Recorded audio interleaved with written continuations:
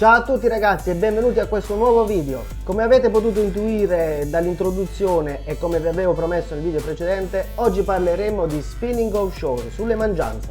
Lo spinning offshore è una tecnica fantastica che ci permette di confrontarci con tutti i predatori più forti dei nostri mari, dal tombarello alla lampuga, sgombri, sugarelli, grandi alletterati e per finire il grande tonno rosso. Ma oggi ci soffermeremo sui grandi del settore, analizzando nel dettaglio lo spinning offshore ai grandi predatori, ovvero grossi alletterati e tonni rossi. Bene ragazzi, ma di cosa stiamo parlando? Stiamo parlando di lunghe attese in mezzo al mare in attesa di un segno che viene dal cielo scrutando e vedendo il volo dei gabbiani, oppure una bollata, uno spruzzo in lontananza, che ci permette di individuare la zona di pesca. Quindi ragazzi, potete immaginare che se non saltano i pesci non prendiamo niente. Prima di affrontare il discorso attrezzatura mi soffermerei un attimo su un fattore fondamentale di questa tecnica, ovvero l'avvicinamento alle mangianze. Un ruolo importante in questa tecnica lo ha lo skipper, ovvero chi guida l'imbarcazione. Bisogna avvicinarsi alle mangianze in maniera attenta, senza avvicinarsi troppo, ma soprattutto arrivare in silenzio e preparati al lancio. Si tratta di istanti, ma istanti decisivi per la corretta riuscita della nostra azione di pesca. Fatta un attimo questa piccola premessa, partiamo ad analizzare l'attrezzatura. Intanto, per affrontare questi grandi predatori del Mediterraneo bisogna avere delle attrezzature al top, quindi attrezzi affidabili e super potenti che ci consentono di effettuare combattimenti molto prolungati. Noi in questo periodo stiamo utilizzando attrezzature Nomura, sia mulinelli che canne, e devo dire la verità, ci stiamo trovando davvero molto bene. Comunque in generale parliamo di attrezzi con potenza variabile tra i 100 e i 150 grammi, che possono variare a seconda della dimensione e della taglia dei pesci presenti nelle nostre zone.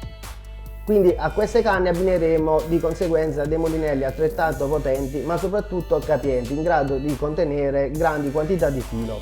Quindi la taglia dei mulinelli potrà variare tra il 6.000 e l'8.000.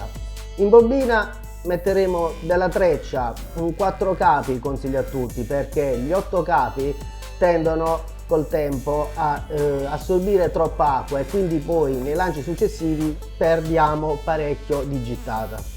Ci tengo un attimo a fare questa piccola parentesi, non è vero che un 8 capi è più potente del 4 capi, parliamo solamente di caratteristiche tecniche di costruzione.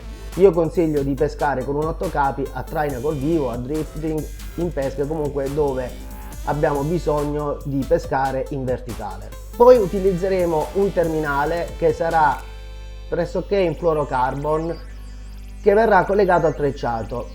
Allora, a tal proposito, come nodo che vi consiglio da effettuare per collegare treccia e terminale, in questo caso come abbiamo detto fluorocarbon, vi farò vedere un nodo che noi utilizziamo da tantissimi anni con grandissimi risultati. Si tratta di una piccola variante del doppio uni dove verrà doppiato il trecciato. Quando siamo in mare e abbiamo necessità di pescare con una certa velocità e dobbiamo rifare un terminale perché abbiamo preso un grosso pesce, abbiamo bisogno di realizzare un nodo molto veloce, quindi tonni penny e altri nodi molto complessi risultano alquanto macchinosi e lenti nella loro realizzazione. Io vi farò vedere un nodo che in 5 minuti sarete di nuovo pronti a pescare. Vai col tutorial del nodo.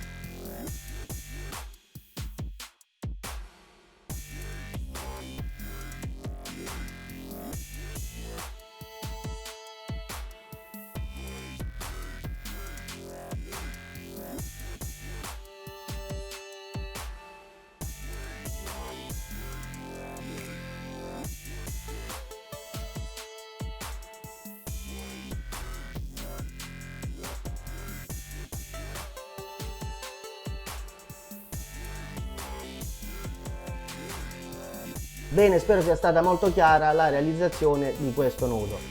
Quindi poi per collegare al nostro terminale gli artificiali utilizzeremo un sistema formato da un solid e uno split ring, ovviamente di libraggi che ci consentono di avere chance di successo. Quindi in questa maniera su uno split ring inseriremo un solid ring e sullo split poi applicheremo gli artificiali aiutandoci con una pinza per anellini. Come nodo per collegare il nostro sistema solid split ring io consiglio di utilizzare l'Uni. Potete vedere il nostro tutorial dedicato alla realizzazione dell'Uni. E adesso parliamo di esche artificiali. Allora, personalmente sul web, su internet, su YouTube ne ho viste di tutti i colori. Ho visto gente che va a pescare i grandi predatori dei nostri mari con bombarde e ragù. Scusate, ma lo dico con il mio cuore. Sempre col cuore. Col cuore. Non si può vedere assolutamente, è una cosa proprio disgustosa a mio avviso. Io dico, non c'è più religione.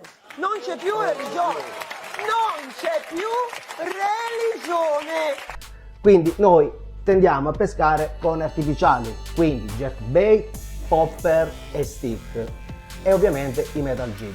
Vi faccio vedere adesso qualcosina. Allora, questo è il Master 140 della Nomura, uno stick bait che pesa 66 grammi e lungo 14 cm, che ha un nuoto molto interessante, è dotato di anima passante e ci consente di essere in pesca in moltissime situazioni, sia con i rossi che con gli alletterati. Non disdegniamo di utilizzare artificiali di generosissime dimensioni come il 19 cm, 20 cm artificiali che pesano 80 e 100 grammi. Non abbiate paura di lanciare esche grosse nelle mangianze. Quindi poi ci sono gli immancabili Jig Minnow, che sono esche molto compatte che pesano tanti grammi. In questo caso vi sto facendo vedere la chita della Nomura. E poi non possono mancare i popperoni, delle esche che a mare calmo ci danno grandissimi risultati. Poi la scelta del colore va in base alla luce che abbiamo in quella determinata giornata. Per esempio, giornate scure colori chiari, giornate soleggiate utilizzeremo colori naturali. E ovviamente non possono mancare loro i jig, i metal jig, delle vere e proprie carte vincenti in tutte le situazioni, soprattutto quando tonni rossi e alletteratoni mangiano su esche molto piccole. Quindi adesso non ci resta che andare in mare e avere un po' di fortuna nel trovare le nostre mangianze. Una volta lanciato, io consiglio a tutti dei recuperi molto animati e vivaci che sono sempre graditi da questi predatori super veloci. Per quanto riguarda invece il combattimento, io consiglio la massima pazienza e soprattutto non farvi mai prendere dall'ansia e dalla foga di concludere quanto prima il combattimento. La calma in questa circostanza è il nostro migliore alleato. Bene amici, adesso non ci resta altro da fare che aspettare che questo periodo passi. Vi invito ad iscrivervi al canale, a mettere un like e attivare le notifiche per seguire tutte le nostre avventure e tutti i nostri tutorial. Nel prossimo video parleremo di errori e favole dei pescatori. Ciao ragazzi!